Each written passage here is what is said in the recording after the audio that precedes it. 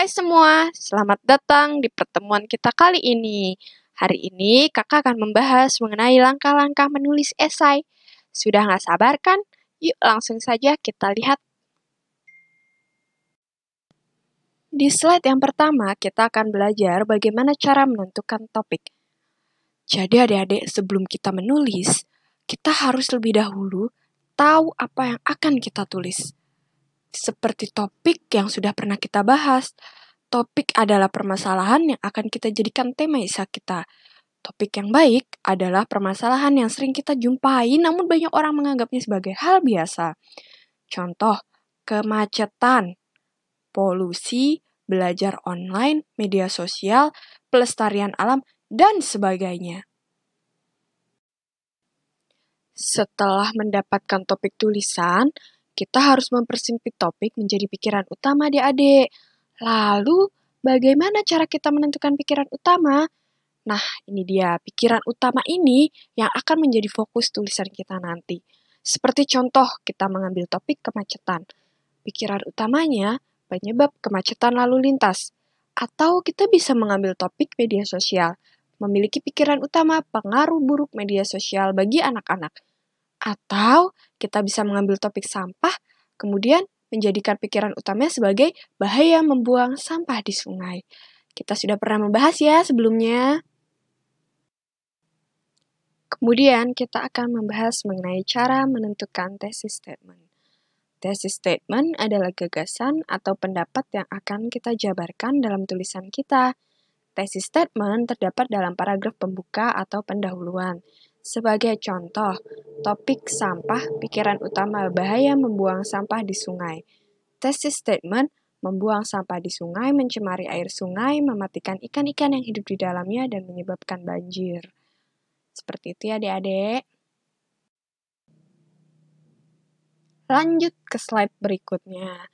Bagaimana caranya membuat kerangka tulisan? Terlebih dahulu, kita harus tahu kerangka tulisan atau draft berisi gagasan-gagasan atau poin-poin yang akan kita kembangkan dalam masing-masing paragraf nih adik-adik.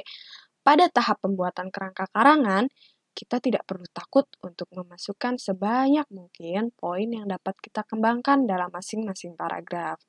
Kerangka-kerangka kita susun berdasarkan pikiran utama dan thesis statement yang sudah kita buat tadi nih. Contoh kerangka karangan, paragraf 1, pendahuluan berisi gambaran umum permasalahan sampah, penjelasan singkat permasalahan sampah, contoh permasalahan sampah, pengalaman pribadi, thesis statement seperti mencemari air, mematikan ikan, menyebabkan banjir. Di paragraf kedua, membuang sampah di sungai, mencemari air. Air sungai sangat penting untuk kehidupan manusia sebagai air minum, mengairi sawah, mata pencarian. Sampah yang dibuang ke sungai juga dapat mengotori air sungai. Contoh sampah yang mengotori air sungai, sampah yang dibuang ke sungai dapat meracuni air sungai. Contoh sampah yang meracuni air sungai, bahaya air sungai yang kotor bagi kesehatan manusia. Di slide kali ini kita pun akan membahas mengenai contoh kerangka karangan. Paragraf 3 selanjutnya, sampah yang dibuang ke sungai mematikan ikan-ikan yang hidup di dalamnya. Sungai tempat tinggal ikan-ikan. Untuk hidup, ikan membutuhkan air yang bersih. Sampah dan limbah membuat air menjadi tercemar dan ikan-ikan mati.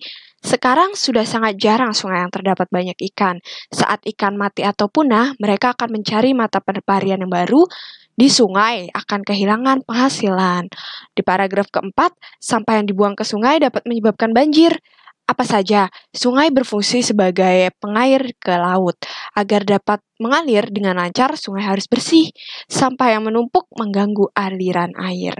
Di musim hujan, sungai-sungai penuh dengan sampah. Alirannya akan terhambat dan meluap. Akibatnya dapat menjadi banjir semua. Ya, masih berlanjut ke dalam paragraf 5. Di kesimpulan, menegaskan kembali pentingnya sungai bagi kehidupan.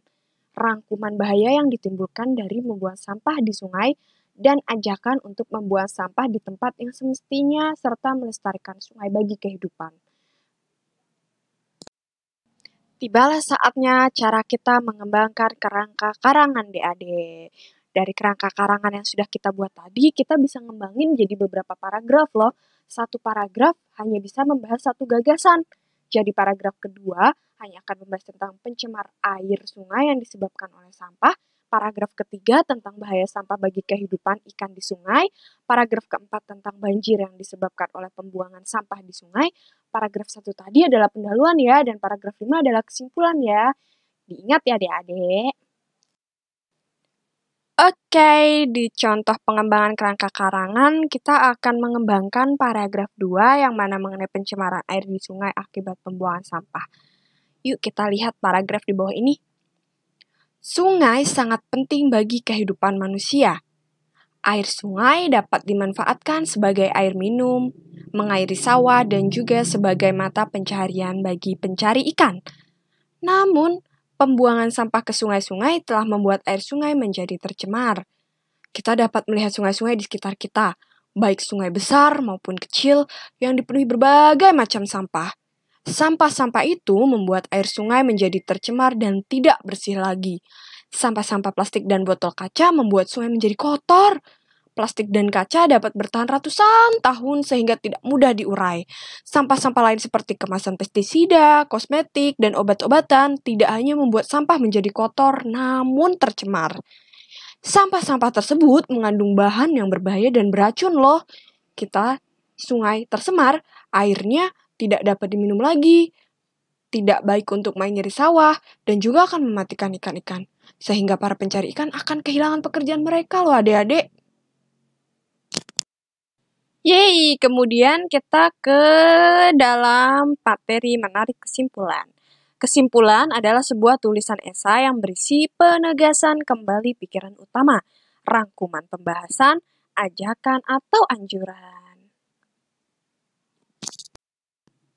Oke, adik-adik, di sini kakak punya contoh kesimpulan. Yuk kita baca. Sungai memiliki arti yang sangat penting bagi kelangsungan hidup manusia dan alam. Begitu banyak manfaat yang diberikan sungai kepada manusia. Sungai memberikan air untuk diminum, untuk mengairi sawah dan memberi penghidupan bagi para pencari ikan. Namun sayang, sebagian manusia tidak menyadari pentingnya sungai ini. Mereka membuang berbagai macam sampah ke dalam sungai. Sampah-sampah ini telah membuat air sungai tercemar, mematikan ikan-ikan di musim penghujan, menyebabkan sungai meluap dan menjadi banjir. Jika sungai kita tercemar dan dipenuhi sampah, kehidupan kita juga akan terancam. Mari kita lestarikan sungai demi kelangsungan hidup kita dan anak cucu kita di kemudian hari. Di slide selanjutnya, kita akan belajar mengenai mengedit tulisan. Mengedit atau menyunting tulisan dilakukan setelah semua paragraf selesai ditulis loh adik-adik. Editing ini sangat diperlukan untuk melihat yang pertama, apakah kita sudah puas dengan tulisan kita? Apakah ada kalimat yang perlu diganti? Apakah semua poin yang ingin disampaikan sudah kita tulis? Apakah ada kesalahan tata tulis dan tanda baca? Dan kadang-kadang kita perlu minta bantuan orang lain untuk membaca tulisan kita.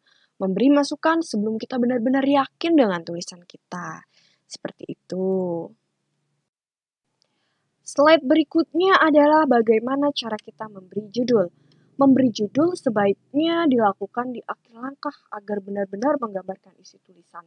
Judul yang baik adalah yang dapat menarik perhatian pembaca dan menggambarkan isi tulisan. Judul dapat berbentuk frasa atau kalimat. Judul jangan terlalu panjang. Contoh untuk tulisan tentang bahaya membuang sampah di sungai. Kita dapat memberi judul Kelestarian Sungai, Kelestarian Kita. Atau Sungai Bersih Menjamin Kehidupan. Atau masih akankah kita mencemari sungai? Atau lagi nih, sampah pembunuh sungai. Dan masih banyak yang lainnya. Yeay, sampailah kita pada slide terakhir. Kita uji dulu ya kemampuan adik-adik di bagian tugas.